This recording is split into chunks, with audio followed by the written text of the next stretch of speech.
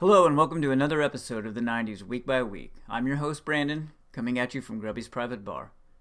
In this episode, we'll be discussing the week of February the 4th through February the 10th in the year 1990. First, we'll go over pop culture and the events of this week, and then I'll bring on a guest to discuss their memories and experiences with this time frame. The top song for February the 4th through February the 9th was How Am I Supposed to Live Without You by Michael Bolton. Then on February the 10th, Opposites Attract by Paula Abdul took over the top spot.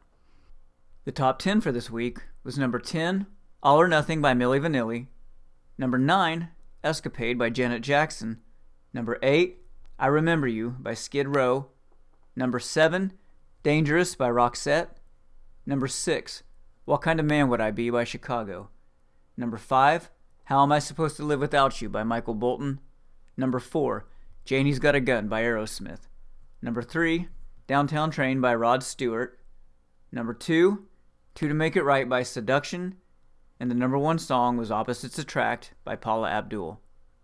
The top country song for this week was Southern Star by Alabama, and the top rap song was Expression by Salt and Peppa. On February 5th this week, the band Depeche Mode dropped its single, Enjoy the Silence. The top movie for each day was February the 4th, Driving Miss Daisy, and then from February 5th to February 10th, Hard to Kill took over the top spot. The top 5 movies for this week were number 5, Loose Cannons, number 4, Born on the 4th of July, number 3, Stella, number 2, Driving Miss Daisy, and number 1, Hard to Kill. In television this week, the top 10 shows were number 10, 60 Minutes, number 9, Who's the Boss with the title Her Father's Daughter, number 8, Blind Faith Part 1, an NBC miniseries, number 7, The Wonder Years titled She, My Friend, and I, number 6 was The Golden Girls with the title Like the Beep Beep Beep of the Tom Tom, number 5 was America's Funniest Home Videos, number 4 was A Different World with the title Success, Lies, and Videotape, number 3 was Roseanne with the title Hair. Number 2 was Cheers, and the title of the episode was Woody or Won't He? And number 1 this week was The Cosby Show with the title Rudy's Walk on the Wild Side. The cover of TV Guide this week said, "Oh, what a week. February is off with a bang," in the top right corner, with pictures of various TV personalities adorning the rest of the space. The host on Saturday Night Live this week was Quincy Jones, and musical guests were Tevin Campbell, Kool Moe Dee, and Big Daddy Kane. The episode of The Simpsons this week was titled Bart the General, and in it, Bart recruits other kids to help him gang up on the local bully Nelson, who won't quit beating him up. On the Arsenio Hall show this week, the February 6th guests were Marky Post, Jamie Lee Curtis, and George Carlin. On February 7th, Drew Barrymore, Justine Bateman, and David Peaston were on. On February 8th, it was Robert Urich and Lyle Lovett, and then on February 9th, Emo Phillips and Houdini were on. In this week's episode of Married with Children, Kelly auditions to be an extra in a music video. When Al disapproves of what he sees, he marches down to the taping to stop it, but ends up being in the video himself. On this week's episode of Quantum Leap, titled Her Charm, Sam leaps into an FBI agent tasked with protecting a woman who turned evidence on a mobster she was working for. The situation becomes even more complicated when Sam realizes that he's been leaking information to the person trying to kill the woman that he's assigned to protect. This week's episode of Star Trek The Next Generation was titled Deja Q, and in it, Picard and the Enterprise are in the process of helping a world try to stop their moon from crashing down on them when the entity known as Q shows up, claiming to have been stripped of his deity-like powers. Suspicious of Q's claims, the crew must protect him from civilizations that he's tormented in the past, while continuing to work on a solution for the planet in peril. On Days of Our Lives this week, Patch and Kayla are on the verge of exchanging their vows when the wedding is interrupted by Abe, who eventually arrests Kayla on murder charges. Isabella regains consciousness and says she doesn't believe that Kayla is the murderer. An anonymous person posts Kayla's bail. In sports, on February the 6th, Brett Hull becomes the first son of an NHL 50-goal scorer to score 50 goals himself. The February 5th cover of Sports Illustrated had a picture of Montana and McIntyre giving each other a high five with the words, "Joe knows Super Bowls" in large white font on the bottom left. The February 5th issue of the Sporting News had a picture of Joe Montana with his arms raised in the air on the right side and the words "Repeat Feet" in large yellow print off to the left. Underneath the words, it said, 49ers become first team in 10 years to win back-to-back Super Bowls. At the very bottom, it said, Spurs looking more like champs than chumps, and how baseball sides have prepared for strike lockout. From February 4th to February 10th, The Bad Place by Dean Koontz was the top book. The cover of Time had a large picture of Nelson Mandela with the words, Mandela, free at last, to the left, with the words, after 27 years, a changing South Africa prepares to release its most famous political prisoner. At the top was a picture of a bear with the words, Bear Scare, surging interest rates rattle Wall Street. The cover of the February issue of WWF magazine had a large picture of Hulk Hogan tearing off his shirt with 4 smaller pictures in separate squares of Rick Rude, The Ultimate Warrior, Macho Man Randy Savage, and Dusty Rhodes. Down the left side were the subtitles, Survivor Series results, all the action and exclusive photos, Hulk Hogan. In main event, Genius Shocker. The Rockers, can they prevail over the powers of pain? Brutus Beefcake, proving himself a model wrestler. And Queen Sherry, is she the power behind the throne? Across the top right corner it said, in this issue, the Royal Rumble preview and the Macho King has his viewpoint. The cover of Rolling Stone magazine for February 8th was a large picture of Paul McCartney to the right holding a guitar.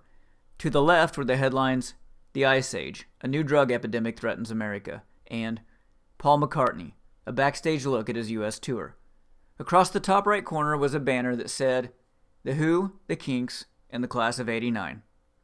In The Amazing Spider-Man number 329, Spider-Man stops the Tri-Sentinel, which is acting on a vengeful magic spell by Loki, from smashing a nuclear power plant. In the process, he averts an attack from Sebastian Shaw that ends up unlocking more cosmic powers, in addition to the ones he already had in this time frame. And now that we've gone over the events and pop culture of this week in 1990, let's bring on our guest. With me today is Corey Cumbow. Me and Corey have an extensive history in the 90s. Spent almost the entire 90s together, I believe, right? No, definitely. Yeah. I mean, easily from 90 to 99. Yeah.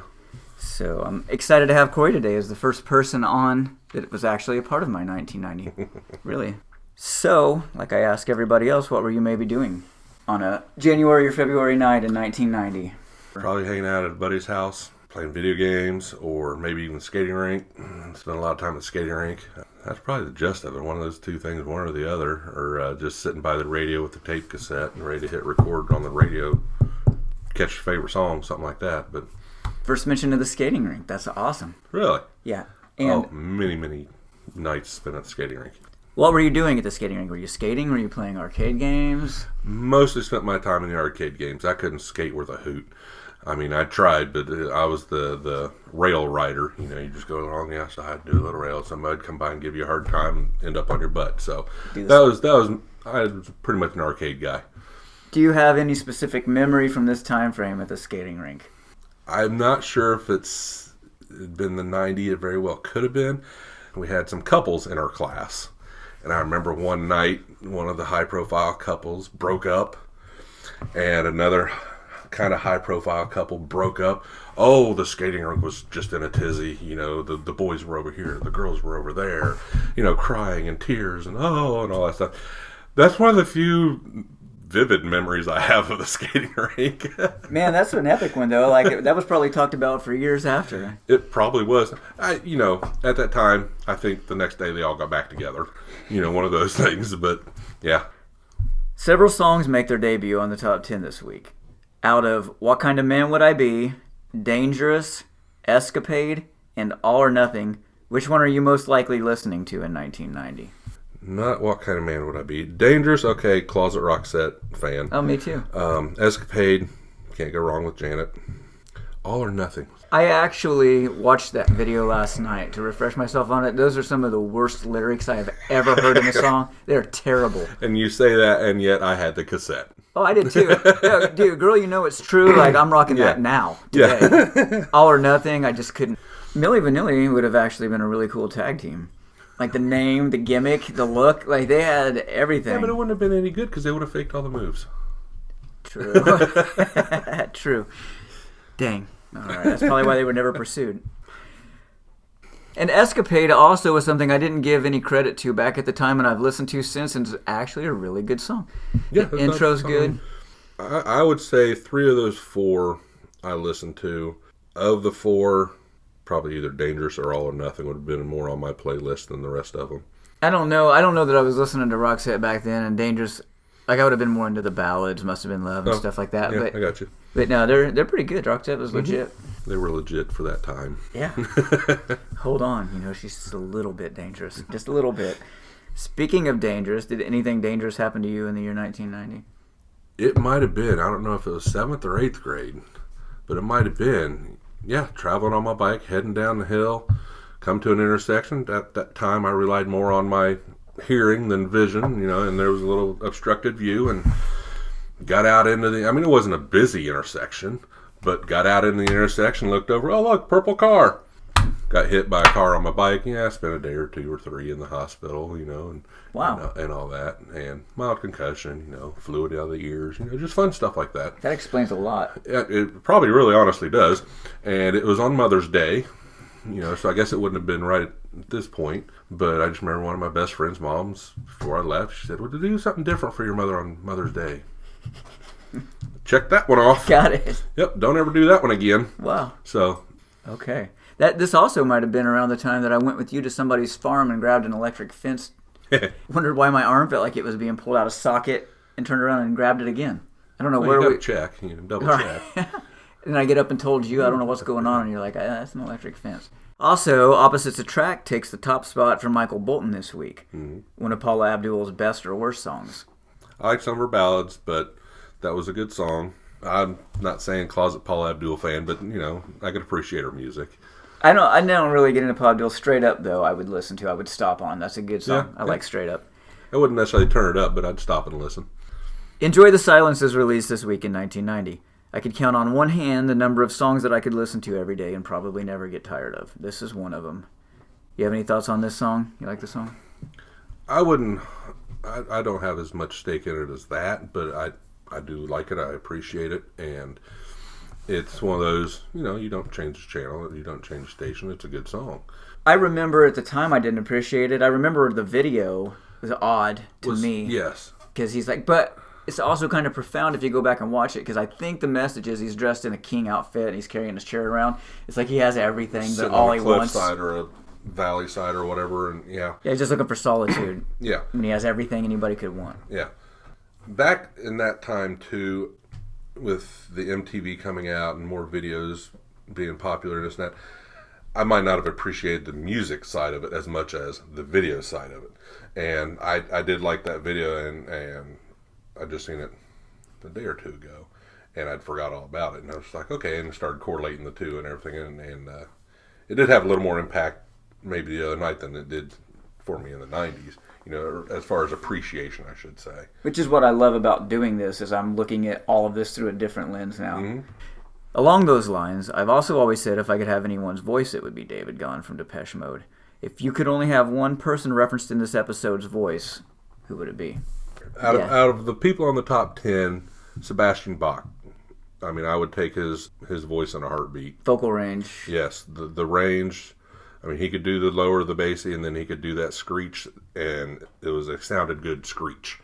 It wasn't up and down or scratchy or however you want to say it. I used to think I had decent vocal range, and then one night at karaoke in the bar, I tried to sing 18 in Life, and I hit the child blow, child away part, and it broke my throat.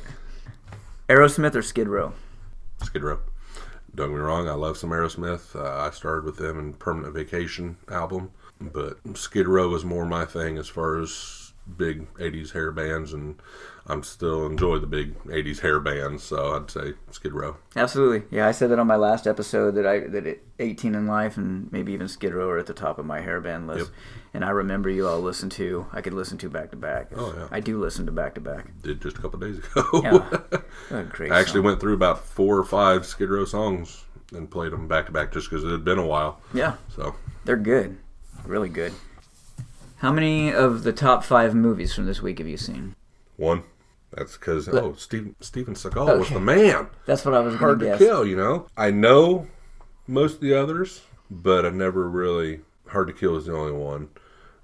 Surprisingly, I've never seen Born on the 4th of July. So, Hard to Kill, Steven Seagal, I've seen two. I think more on the 4th of July and Driving Miss Daisy. Joe Montana was on the cover of both Sports Illustrated and the Sporting News this week. Any memory of watching him or this particular Super Bowl?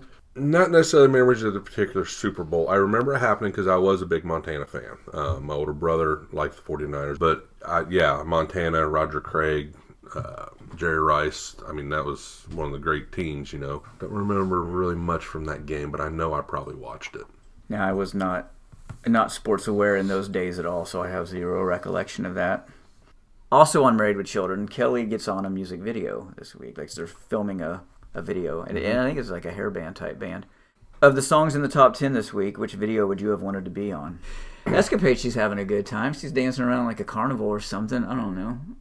I'd have to go back and see that one. I really don't know. I mean... Well, to be fair, I didn't really look at the video list before I wrote that question down. So. Yeah, I mean, really the only one that would place you in the video would be The Opposites Attract. I mean, you'd have to be the cat opposite Paula Abdul. Yeah. Downtown Train, I don't remember that video. Janie's Got a Gun. I don't want to be in that video unless you're like a police officer or something. Even then, you're dealing with some stuff. Yeah, I mean, I would have to go with that one. I mean, even the All or Nothing, I think that's just basically them dancing throughout the video. Yeah, they're like walking around like he sees a girl outside. In black and white, and then they probably do a dance that's colorized or something. Yeah, okay. Yep. Yeah, and there's terrible lyrics.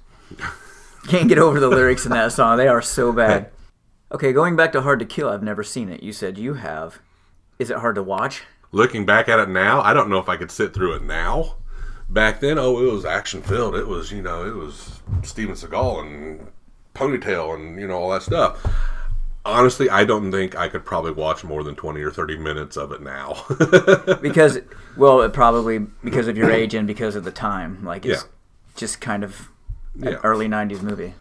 Rick Rude, Ultimate Warrior, Macho Man Randy Savage, and Dusty Rhodes. In February 1990, you are assigned to lead one of these wrestlers in a bid to dethrone Hulk Hogan. Which one are you going with, and what's your manager name? Which one of those guys are you challenging Hogan with? Wow. And the reason those four is because they're on the cover of WWE magazine. Okay. In squares this month.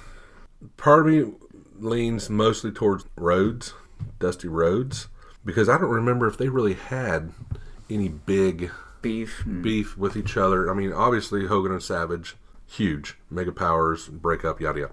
Warrior and Hogan, huge. Did Rude have much of a tiff with Hogan much? I don't think so. I think they kept him on the mid-card mostly, which is unfortunate because I think he was a great heel. Yeah, definitely one of the best heels. Yeah, absolutely. I think probably the reason Rhodes didn't, I don't know did Rhodes ever have a heel run? Did they ever turn him? I don't believe so. I think even way back NWA, WCW, no, I don't think he ever had a heel run. He had some bad runs and gimmicks, but I don't think he ever had the heel run. He was with Sapphire at this time, so like you're saying, the Common Man. Sapphire was somebody out of the crowd. The Common Man, that's what it was. The American Dream. What would be my manager name? So you're taking Sapphire's place. You're leading Rhodes up against Hogan. Now, actually, probably around this time, playing video games, my initials, when I'd get scores, high scores, I always went with Ace. ACE. I remember that. So it'd probably be Ace. So your name's Ace. You know what you look like? Walking out with Dusty Rhodes. Are you polka dotted as well? No. You will not get me in polka dots or stripes. They don't flatter you? No. I don't know. Actually, in comparison to being a manager, I think it would be interesting if he was all polka dotted, black with yellow polka dots. Why not go out there with black and white stripes like a ref? Or, something along those lines to contrast. Yeah, because I'd probably, to an extent, play, partially play an idiot manager. Not necessarily like a Heenan, more, kind of like a Paulie Dangerously at that time, or Slick or something along those lines. So, were you watching wrestling in 1990? And if so, who was your guy? I think probably 90 was, we didn't buy pay-per-view, but the way the TV worked, on one, you could adjust the static and the snow just enough where you could get a good picture. Well, then I also had a smaller TV that you'd put on top. Well, you adjust the picture off of that one and you get audio. So you'd have almost both. And I remember watching one or two WrestleManias that way. And this is the one where Hogan and Warrior meet in Toronto. Yeah. And at that time, through most of my early years in wrestling, I'd probably have to go with Warrior, but it was mostly Legion of Doom Road Warriors and that type. Were they in WCW at this time? And they may have been, to be honest with you, in 90. But that's fine. Is that were you watching WCW in 1990? Well, I mean, I always went from NWA, WCW, WWE. I went through all that, and at times I'd be watching more of this one. You know, I mean, NWA went into WCW, so I'd go back and forth, just kind of depend on the storylines and the plot lines. Mm-hmm. I'd have to say more likely Legion of Doom and WWE. I mean, I was a fan of the Ultimate Warrior. By that time, I didn't dislike Hogan, but by that time, I'm just like, okay, let's try and find something new, you know. In January of 1990, which video game are you playing? Teenage Mutant Ninja Turtles, Zelda 2: The Adventures of Link, Super Mario Bros. 2, Ninja Gaiden, or Dragon Warrior? The only one I don't remember playing is Dragon Warrior. The other four, tops of the list. I remember playing Teenage Mutant Ninja Turtles. Oh, I remember the water level was a pain in the ass. Mario 2 was really good because it was such a break from the first one and such a difference. And I'll tell you, Ninja Gaiden, many a nights, me and Brew played Ninja Gaiden till, we'd fall asleep. Okay, Zelda 2, I probably played some of it. Of the four that I played, that was probably the weaker one. Did you own all four of them? No. Normally, Brew had the Nintendo, I believe. And then it was trip to the video store, grab 2, 3, 4 games, and you'd have them for a couple days. And that was when you really crunched and tried to beat that son of a gun. Yeah. So, yeah. Those four. Dragon Warrior, I just really don't... I may have played, but it just doesn't really even ring a bell. I still look at all those games and stuff on Marketplace because I'm going to get me a dang original Nintendo to go with my collection, but I just haven't pulled the trigger on one yet. And Dragon Warrior is always one that seems to be one of the cartridges out there that's more than $10. Really? But not like Mike Tyson's $60. You know, so it's kind of in that medium, but yeah. Also on The Simpsons, Nelson tells Bart he'll meet him at the flagpole to fight after school. Where are people meeting to fight at your school in 1990? I want to say behind the gym. Behind the old gym and the wood shop. I think that came up when I asked somebody else. Yeah, I think that's where it was. Either that or maybe down to Park somewhere. Those, I think, would have been the two places. So behind the gym. Yeah, more than likely behind the old gym. I was never a Trekkie, but once in a while I would watch Star Trek: The Next Generation. Did you? Mm-mm. I actually remember watching this episode, the one from this week when it aired, and Q was always my favorite character. Do you know who Q is? He was a villain, wasn't he? Kind of. He was a deity. Okay, a deity. But I know Q, but... He would just kind of mess with them. He liked to torment them and watch their reaction. Okay. The Enterprise people. So he was like omnipotent, all that stuff. He could do whatever he wanted. If you were Q, if you had Q's powers, what would you change in the year 1990? I guess you could say not get hit by a car. You know, you could say that. And you said you were in the hospital for a couple of days. Who's the Boss shows up for the first time on the 90s Week by Week this episode, like in the top 10. Mm-hmm. The more important question is, who's the more annoying younger sibling? Jonathan Bauer from Who's the Boss or Stephanie Tanner from Full House? I watched it, I'm not going to lie, but I would probably say the girl from Full House, just because that show was just kind of annoying, even though I watched it. You know, so she'd probably had more of a chance to get under my skin than the Who's the Boss brother. You're preaching to the choir here. I couldn't stand Full House. I'm not saying I couldn't stand it. I'll admit I watched it, but some of them were just so cheesy. You just want to cut it out. You know, other than that, have mercy. He said that like 3 times in this episode alone. Have mercy. Come on, guys. They were getting weak ratings, so you've got to plug that say. Yeah, John Stamos is hot. Mm-hmm. Let's get him as much screen time as we can. In this week's Full House, DJ was excited to be 13 and he should have a 13th birthday party. How old were you during this week? I'm going to assume around that age. I was 13. 13. Yeah, that would have been 14 in December of that year. Of 90. Yeah. In it, also, DJ's playing My Prerogative by Bobby Brown at her birthday party. Because I know you had a birthday just a couple months prior to this week. What song are you playing at your birthday party? Honestly, it wouldn't have surprised me if it might have been some Bobby Brown. I had that cassette too. Cassette? The full cassette or cassette single? Full cassette. Did it have every little step on it, maybe? Yep. More than likely, it would have been a hair band song of sorts. Skid Row during that time. Might have been some Cinderella. Might have been probably actually throw Motley Crue in there too. Dr. Feelgood was probably out at this time. Was that around that time? Yeah, because I think Like Without You shows up pretty soon in the top 10. Actually, at that time, if Dr. Feelgood came out around that time, it'd probably been something off that. I remember picking up that cassette pretty much right when it came out. It was the first time I bought a cassette on my own and with my own money, it was two of them, and one of them was Dr. Feelgood. Did you have a skateboard in 1990? Probably did, but it was one of those cheapo K's merchandise, Veriflex or something along those lines. Couldn't stand on it longer than 10 seconds. I think if I remember right, it was white with the black tape. I want to say the pink wheels, either pink or the fluorescent pink or green wheels. You know, like I said, it was K's merchandise, Target, something like that, you know, and I couldn't do it. On the Wonder Years this week, Kevin convinces Winnie to go out with Paul to make him feel better, but then becomes jealous when they actually appear to be hitting it off. Were you part of any elaborate plan or scheme in the 7th grade? Do you remember? And you remember how it played out? You're just trying to get me in trouble. I want to say yes, but it was, I don't know if it was a scheme as much as it was dating this person. You hear they were going to do this, but instead of letting them do that, you got to it first. You know, like maybe you were on the rocks and she was thinking, well, she might break up with him. So, well, she's going to break up. I'm going to do it first. You know, one of those things. Stupid, childish, but it was 13. You know, so. I do remember around this time somebody's older sister that was like a freshman or sophomore in high school not wanting their sister to date this kid when we were like the 7th grade. So she made a pass at him and got him to like start dating her just so he'd break up with her sister. Okay, now that's more of a scheme than I would think. But yeah, and we sit and talk about like how simple things used to be. That's not very simple. Like that's thought out. Yeah, I mean that's not something you just do on a whim. If something like that were to happen into adulthood, like we'd all be aghast and taken aback. And yeah, it may have been then too. I don't know. Might be lawsuits. You never know. Right.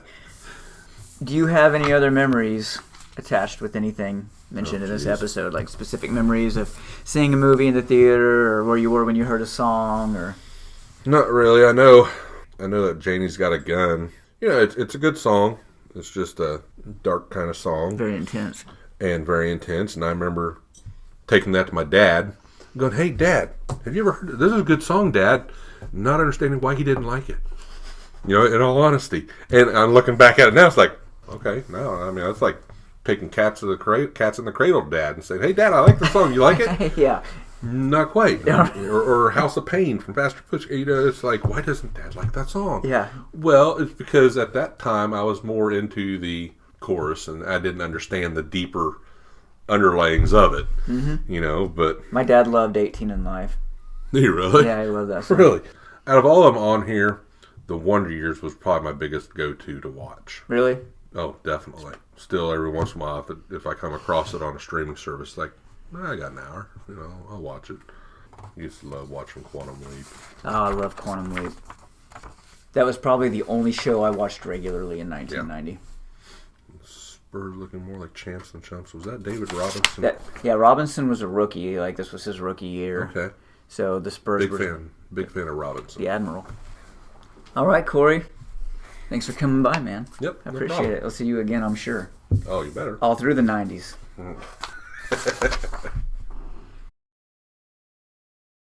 And thank you for joining us for this episode of the 90s Week by Week. You can find all of our social media linked on the90sweekbyweek.com. You can also be notified of new episodes as they are released by subscribing to our YouTube channel or following us on the various audio streaming apps. Till next time.